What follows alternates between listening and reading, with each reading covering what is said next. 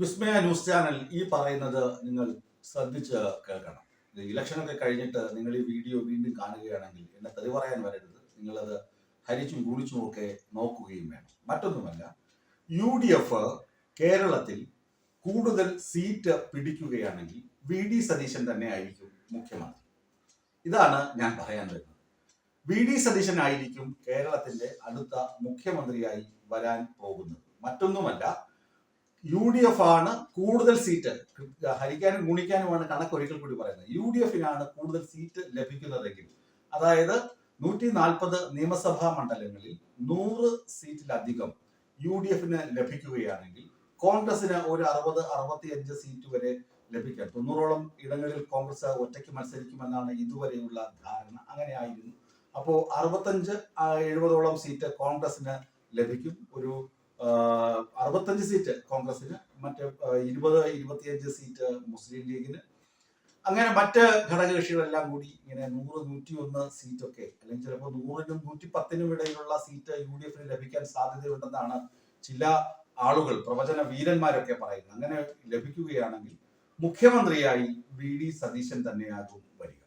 കാരണം VD സതീശൻ അതിനുവേണ്ടി ഒരുപാട് കഷ്ടപ്പെടുന്നു.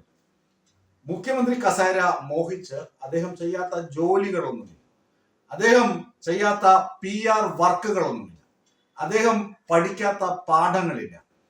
VD സതീശന്റെ കുറച്ച് മുമ്പുള്ള വീഡിയോകളൊക്കെ, നിയമസഭാ ചോദ്യോത്തരവേള, അതൊക്കെ കാണുകയാണെങ്കിൽ നമുക്ക് മനസ്സിലാകും. വളരെ തീഷ്ണമായി, വളരെ ശക്തമായി, ഘോരമായി സമൂഹത്തിന്റെ പൊതു നന്മയ്ക്ക് വേണ്ടി വാദിച്ചിരുന്ന, അഭിപ്രായം പറഞ്ഞിരുന്ന, ഇപ്പോൾ ഷാഫി പറമ്പിലും VT ബൽറാമും അവരൊക്കെ കൈകാര്യം ചെയ്യുന്നത്, അല്ലെങ്കിൽ രാഹുൽ മാങ്കൂട്ടത്തിൽ നിയമസഭയിൽ ആദ്യ സമയത്തൊക്കെ പ്രസംഗിച്ചത്, പിന്നീടാണല്ലോ ഈ പെണ്ണ് കേസിൽപ്പെട്ട അകത്തായി പോയി.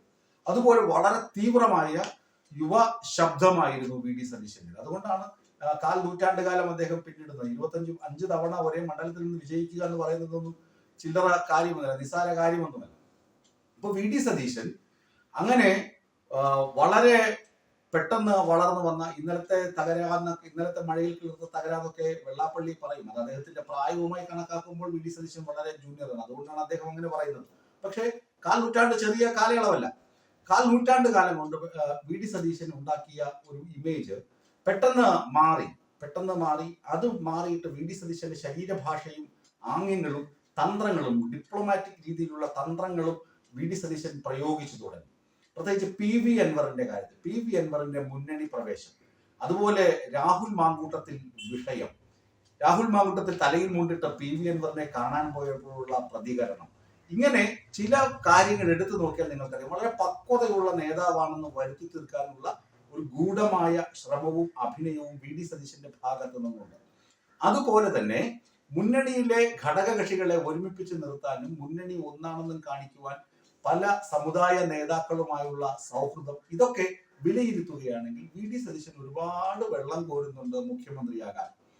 ഇപ്പോ വെള്ളാപ്പള്ളിക്കെതിരെയുള്ള പരാമർശം, NSSനെതിരെയുള്ള പരാമർശം, ഈ പരാമർശങ്ങളൊക്കെ നിലനിൽക്കുമ്പോഴും സീറോ മലബാർ സഭയുടെ സിനഡ് നടക്കുമ്പോൾ അവിടെ പ്രത്യക്ഷമായി പോകുക, അവിടെ പോയിട്ട് വോട്ട് പിടിക്കുക, അവിടെ അവരുമായി ചങ്ങാത്തത്തിലാകുക, ജമാഅത്തെ ഇസ്ലാമി, SDPI, മുസ്ലിം ലീഗിലെ സമുന്നത നേതാക്കൾ, തങ്ങളുടെ കുടുംബം, ഇവരുമായിട്ടുള്ള സൗഹൃദം, എന്നിട്ട് DCC പ്രസിഡന്റുമാരുമായിട്ടുള്ള വളരെ അടുത്ത ബന്ധം, എന്ത് പറഞ്ഞാലും നടക്കുന്ന തരത്തിലുള്ള കുറെ ആളുകൾ KC വേണുഗോപാലുമായുള്ള ധാരണയിൽ അവിടെ തിരികെ കയറ്റി VD സതീശനെ ജയ് വിളിക്കാനുള്ള ആളുകളെ സംഘടിപ്പിച്ചു വെക്കുക.